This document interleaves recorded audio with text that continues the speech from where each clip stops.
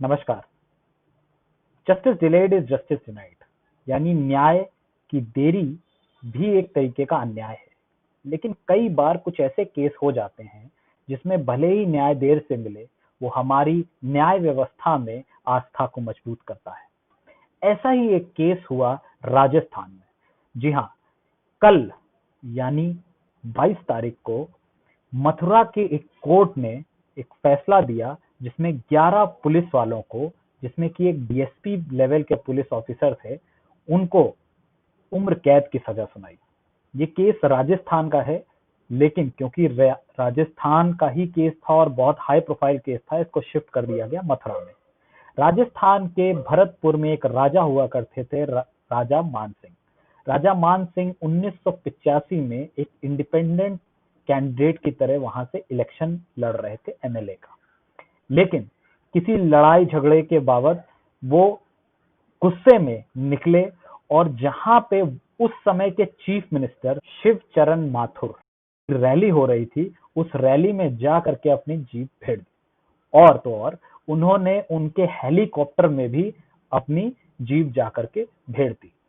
इससे गुस्साए उस समय के चीफ मिनिस्टर माथुर जी ने तुरंत कुछ ऑर्डर्स दिए, और जिसके बाबत अगले दिन जब राजा मान सिंह और उनके 2-3 साथी एक वैन में जा रहे थे, तो उनको पुलिस घेर लेती है और गोलियां चला देती है। पुलिस का कहना था कि फायरिंग राजा मान सिंह ने करी और जिसके जवाब स्वरूप एक एनकाउंटर के तहत उनको गोली चलानी पड़ी और उन्होंने राजा मान सिंह का कत्ल कर दिया। इस पे खूब सियासत हुई, खूब उठापटक हुई और बात यहां तक पहुंच गई कि 1985 में उस समय के प्राइम मिनिस्टर राजीव गांधी जी ने उस समय के चीफ मिनिस्टर शिवचरण माथुर को ये कहा कि वो अपना इस्तीफा दें और उस समय पोस्ट से नीचे उतर जाएं। वैसा ही कुछ हुआ। फिर इंक्वायरी शुरू हुई। वहां के हाई लेवल डीएसपी ने कहा कि जब ऐसी गोलीबारी हुई तो मान सिंह के पास कोई भी हथियार नहीं थे। इसके बाद इंक्वायरी, उनके खिलाफ केस हुआ, केस चलता रहा। 35 साल बाद ये केस जब मथुरा कोर्ट में आ गया, 35 साल बाद कल जजमेंट आया कि उसमें जितने भी पुलिस ऑफिसर थे वो उस किलिंग में शामिल थे और उन्होंने वो फेक एनकाउंटर दिखाया था। और इस वजह से, क्योंकि 18 लोग करीब उस एनकाउंटर में शामिल थे, लेकिन सिर्फ 11 ही बचे। 35 साल में बहुत लोग मर जाते हैं। जो 11 लोग बचे, उन 11 लोगों को लाइफ इम्प्रिजनमेंट की सजा सुनाई गई, जिसमें से एक डीएसपी भाटी भी हैं। हमारी न्यायिक व्यवस्था थोड़ी लचर और ढीली है, इसमें कोई दो राय नहीं है। लेकिन वो और ढीली तब हो जाती है जब ये केसेस खुद व्यवस्था के खिलाफ हो जाते हैं। कभी भी किसी पुलिस वाले के खिलाफ, किसी सरकार के खिलाफ हुए केसेस में अमूमन 20 से 25 से 30 साल तक लग जाते हैं। और ये पहला ऐसा केस नहीं। हाशिमपुरा केस के बारे में आपको बता दें कि करीब 40 मुसलमानों की किलिंग होती है हाशिमपुरा में, और वहां पर ये किलिंग पुलिस द्वारा की जाती है। लेकिन पहले सभी को बाइज्जत बरी कर दिया जाता है। ये 16 पुलिस वाले थे जिनके खिलाफ ये केस चला।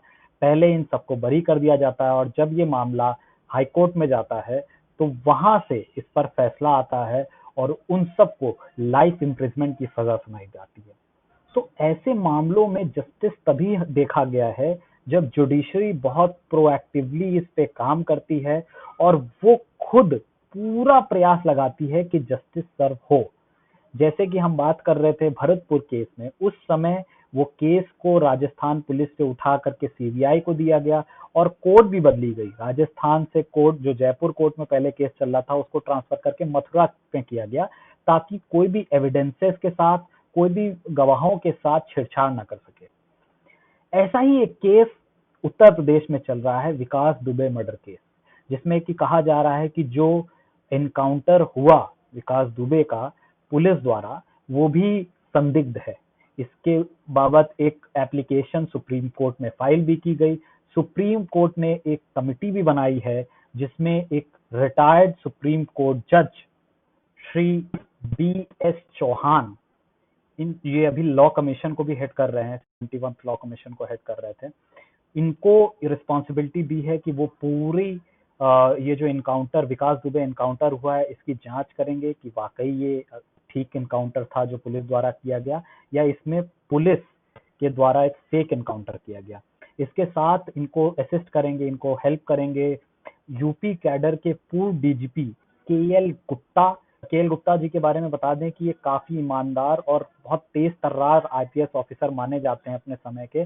और उम्मीद की जा रही है कि जब ये कमेटी अपना काम करेगी और फाइनल रिपोर्ट देगी तो शायद इससे बहुत सारे तथ्य उजागर होंगे। सुप्रीम कोर्ट ने ये तक कहा है कि ये कमेटी इन पहलुओं पर भी जांच करेगी कि कैसे विकास दुबे 65 केस होने के बावजूद बरी हो गया था और आराम से अपने घर में रह रहा था।